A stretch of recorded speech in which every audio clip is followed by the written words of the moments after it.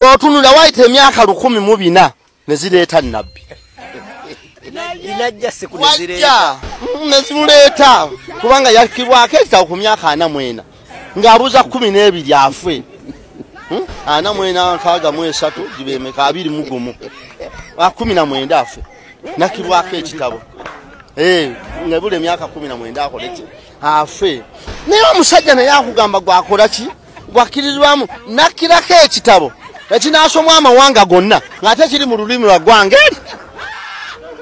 nga kitegeeza bakiwandiikira abantu basusse empisa embi abawalabu mazima bakiwandiikira abaali abantu abasusse empisa embi abawalabu tebakiwandiikirangako baganda katonda tasobola kutonda abantu balina nnimi za njawulo n'aweereza ekiwandiiko kye nga kiri mu lulimi olwo luwarabu yali atusindikidde abanaalu tutegeeza ekyabaleeta bwali bubbi era abawalabu ekyabaleeta wano kwali kubba masanga golodi nabaddu era naye okubatuusa ewaabo olw'okuba baali bababbye nnyo tebabatuusa babattira mu kubo mu nsi Amerika waliyo abantu be bayita ba Black America waliyo abantu be bayita bana bakuba ennyo emmundu mu ntalo bya firimu babayitanga baki abaniggula buli ayo omuwalabu omuddugavu ku mitima gyabwe emibi ne Katonda yassaako ekitabo ekibalaali kandi bye mukola tebikkizibwa n'abawandiika entuutuli y'ekitabo ekyo bavunemu obuntu bulamu naye era bwakola ki bwagaana gwe Muzeeyi Magalo ono bw'oba oyagala okumwaŋŋanga ku nsonga z'eddiini obeera olina kwesiba 3 2 zibeera ziyinza obutakumala. Muzeeyi Magalo ayinza okuttira mu migwanza enkubuulira kuba Muzeeyi Magalo ono ebibuuzo by'abuuza ebisinga bya magezi mazaale kale n'ebyafaayo ebitonotono byasomyemu lwakuba yatugamba mbu teyasoma. Kati mu kavidiyo kano abadde ayogera ku bawarabu era ng'ebibuuzo bye byabuuza ebya logic gyebiri ojja biwulira nga kavidiyo nkakuteereddeko naye kati nze mbadde njagala twogere ku bawarabu bano abaasooka.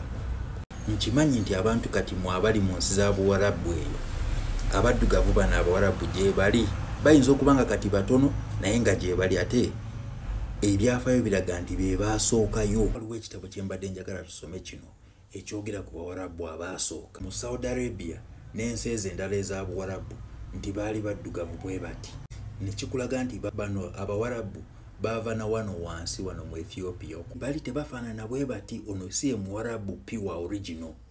Bano abawarabu abafaanana bwe bati bakajjabuzi mu nsi ezo Saudi Arabia mu Arab countries ezo bano bwe bati bakajja. Kale ekitabo bakiyita The Golden Age of the Moors kyawandiikibwa Ivan Van Satima ngenda kusomera nga bwe nkuvuunulira. Kale nno tugenda kutunulira chapter 10 ya Africans in the Birth and Spread of Islam ekyawandiikibwa Mamadou Chinyelu. Kwanjula ensonga eno introduction tugireke oba tugisome nkulu ndowooza tugisome kuba nga bwe twayogerako emabegaawo akatiba k'eddiini zonna ezifuuse eddiini ez'amaanyi mu nsi yonna ava wano mu Africa. Kale agamba nti little is known about the role black Africans played in the Moorish conquest and the 800 years of Moorish rule in the Iberian Peninsula. Nti bitono nnyo ebimanyiddwa ku ngeri abaddugavu Abafirika gye beetaba kuwamba n'okufuga Iberian Peninsula ye Spain ne Portugal okumala emyaka 8. Wano waggulu n'agamba it is also largely unknown that Africans played crucial and seminal roles in the early development of Islam and is spread across North Africa, East Africa and West Africa. Nti bangi tebakimanyi nti Abafirika baali bankizo nnyo mu kutandika n'okusaasaanya obusiraamu mu mambuka buvanjuba n'ebugwanjuba wa Africa. Kati tukkirire wano mu Africans in the Islamic tradition. Sigenda kubisoma byonna naye ngenda kusomeramu ebikulu. Nti since the revelation that inspired Muhammad in 622 AD, Africans have been pivotal figures in the development of Islamic faith. Nti okuva Nabi Muhammad bwe yafuna okwolesebwa mu mwaka gwa 622 AD, Abafirika babadde bankizo nnyo mu kukula okwenzikiriza y'obusiraamu. Kati bwe tubuuka ne tujja wano African blood figures in Muhammad's lineage and Africans in his upbringing. Nti omusaayi gw'Abafirika gwali mu lunyiriri lwa Muhammad era mbu Abafirika be baamukuza. Wano ne bagamba nti Muhammad yakuzibwa omukyalo Omufirika gwe baali bayita Barakat nga maama woolwo amaze okufa. Kati wano omulandisi omulala gwe bayita DS Magoliath n'agamba nti batabani ba Abdallah Muttalib eyali jjajja wa Nabbi Muhammad, all 10 sons were of massive build and dark color.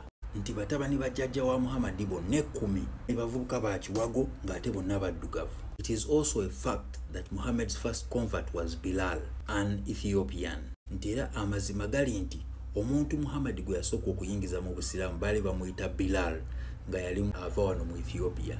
Omwandisi omulala n'agamba nti Bilal was Muhammad's closest and most honored friend until his death, and goes on to say that most of the earliest disciples were Africans. N'agamba wano nti the close proximity of Arabia to Africa would suggest that there were ample opportunities for interchange of people's religions and customs. Nti okulinaana kuno okw'amawanga gano kwateekawo omukisa ogw'okuwanyisiganya mu ddiini, mu bantu n'obulombolombo.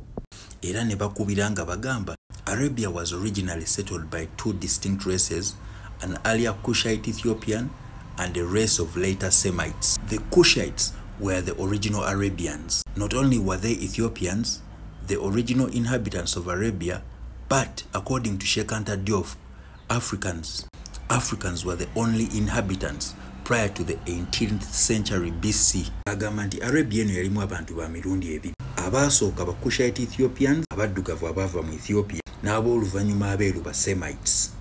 Naye ng'akubira agamba nti abaasookeramu ddala be ba Kushites oba abaddugavu. Te Sheikh Anta Diop n'agamba nti abaddugavu bokka be baali mu Arabia mpaka mu kyasa eky'okumin'omunaana BC. Ono boogera ku maapu yakubibwa Herodotus ennyonnyola Africa oba description of Africa. Agamba nti Arabia was a prominent part of Africa, the continent. Nti mu maapu ez'enjawulo Herodotus ze yakuba zino, Arabia eno yali kitundu kinene nnyo ku ssemazinga wa Africa. Akasembayo ke mbadde njagala okubawa nga tetunnagenda mu video ya Muzeeyi Magalo nti in fact today Arabia is known as Saudi Arabia, named in honor of Abdul Aziz Ibn Saud, who Rogers says was a man of African descent, living from 1800 to 1953, and known as the foremost man in the Arab world of his time. Ekirala kye bagamba wano nti when in the early years of his reform, his followers were persecuted in Arabia, he advised them to seek asylum in Africa.